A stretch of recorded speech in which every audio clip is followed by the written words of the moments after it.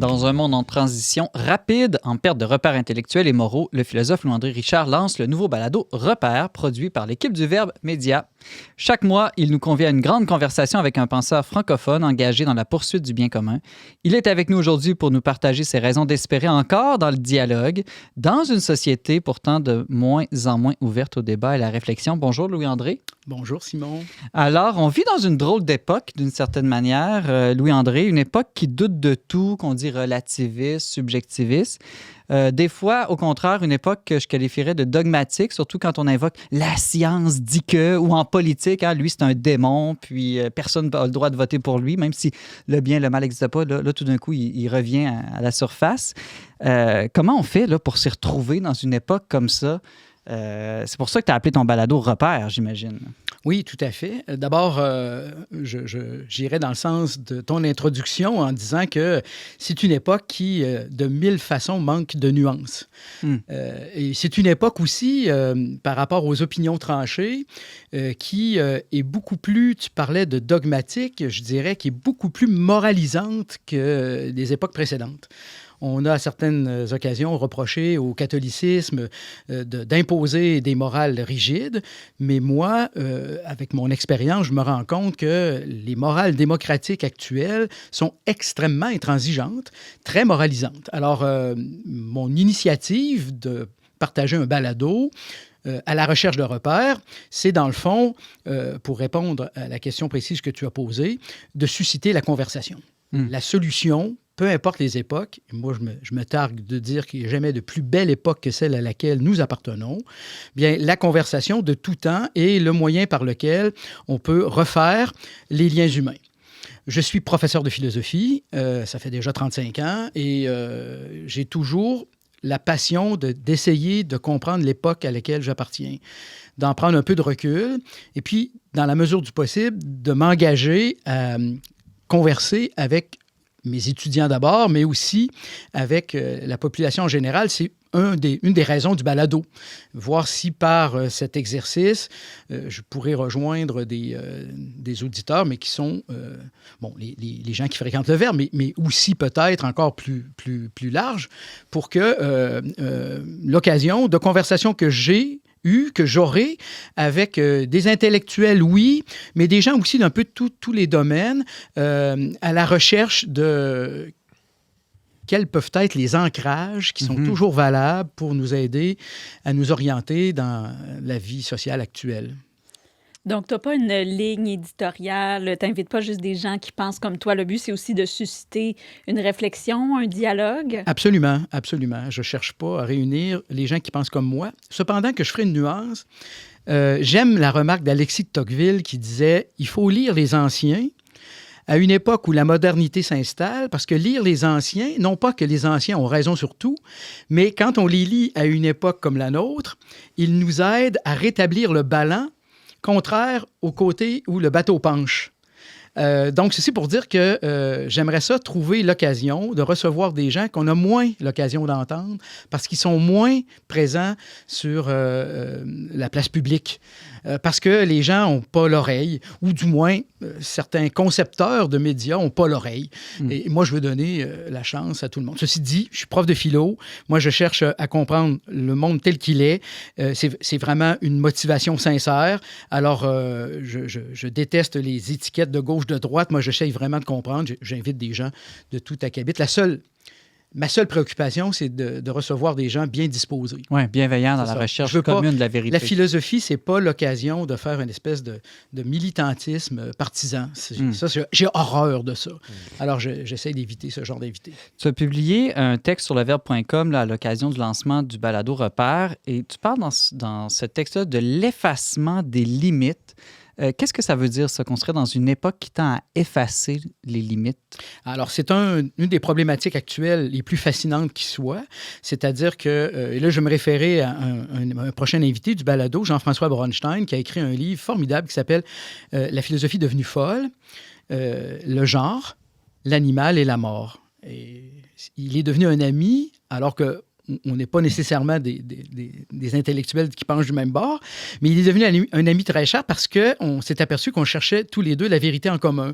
Et cette question des limites, je lui ai dit, tu sais, tu as écrit le livre que j'aurais aimé écrire parce que tu as eu ce génie, dans un seul livre, de montrer les 3 lieux où la relation à l'interdit ou à la limite raisonnable pour comprendre ce que nous sommes, les 3 lieux, dis-je, qui sont les plus attaqués à notre époque, la relation qu'on a avec le genre, l'effacement du genre masculin-féminin, la relation qu'on a avec les animaux, c'est-à-dire effacer la prérogative de l'espèce humaine à l'égard de toutes les autres espèces, ce qu'on appelle le spécisme, de vouloir tout effacer, antispécisme, pardon, de vouloir tout effacer, puis les limites qui touchent la mort, c'est-à-dire l'ouverture toujours de plus en plus grande à l'égard de l'euthanasie. En 2015, quand la loi sur l'aide médicale à mourir est passée au Québec, il y a eu 6 cas, puis on est rendu à près de 4000, alors qu'au point de départ, on disait c'est pour s'occuper seulement des exceptions. Donc, qu'est-ce que c'est l'effacement des limites? Bien, c'est l'effacement des repères à l'égard, ne serait-ce que ces 3 thèmes centraux. Et puis, pour le philosophe, ça pose une vraie question. Est-ce que ce dépassement est appelé à s'étendre ad infinitum, ou si on peut retrouver des raisons de mettre des balises, des repères? Donc, moi, c'est une vraie préoccupation, au moins pour ces 3 thèmes-là, c'est sûr. Tu parles aussi dans ce texte, j'ai trouvé ça fascinant, ça rejoint un peu ces 3 limites-là, de grands invariants anthropologiques, des expériences que les hommes de toute époque, toute culture ont toujours expérimenté en tant qu'être humain. Quels sont ces 3 grands invariants? Oui, alors merci de revenir là-dessus parce que c'est un point très fort dans ma démarche de prof de philo. Je pense que le jour où j'ai découvert la pensée de Jean-Baptiste Vico, qui est à l'origine de ça a complètement chamboulé mon approche de l'enseignement. J'enseigne principalement au cégep avec des jeunes de 17 ans. Évidemment, le défi, c'est le défi de la pertinence. Ils nous regardent en disant « Ouais, la philo, ça sert à quoi? Ça sert à rien. » Moi, je leur dis, je l'ai dit, la philo ne sert strictement à rien, mais elle change tout. Et c'est ça le secret. Et mes étudiants me regardent toujours en disant « Oui, mais là, monsieur philo, il y a d'autres choses à faire dans la vie. Il y a le monde des affaires, c'est concret. » Puis bon. Alors, dans mon souci de rendre accessible la réflexion philosophique, un jour, je suis tombé sur Jean-Baptiste Vico qui posait cette observation en disant « Si on monte jusqu'à l'origine des premières formes de vie en communauté, les communautés politiques, les tribus et tout, là, quand on monte à l'origine de l'origine, là, ce que font les paléontologues, qu'est-ce qu'on trouve sur les sites? Alors, on trouve de la pierre, des ossements et du pollen, parce que le pollen des fleurs, ça passe à travers les âges. Puis on trouve des arrangements de ça qui nous permettent de discerner très clairement que la relation à l'amour à travers le mariage, à travers les cérémonies d'union du couple, ça serait le pollen, c'est ça? C'est le pollen, les exactement. Le pollen, mais aussi pour les célébrations funéraires, pollen aussi. Mais la disposition des pierres et tout, c'est pas pareil. Puis on dit, bien, s'il y a célébration ou cérémonie, c'est une façon d'exprimer le rapport au divin. Finalement, je dis à mes étudiants, écoutez, là, il y a 3 idées qui structurent l'aventure humaine depuis les tout débuts et probablement jusqu'à la toute fin.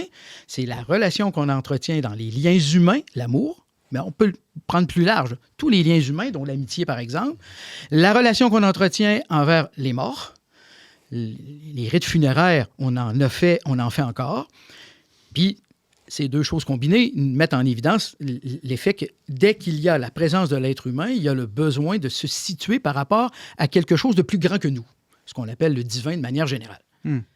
Et puis là, à partir de là, je me dis, on est en 2023, faisons l'exercice.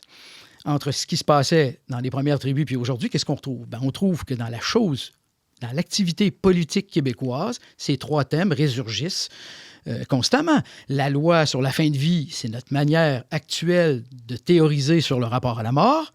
La question de la loi 21 sur la laïcité, ça remet en cause le rapport au divin.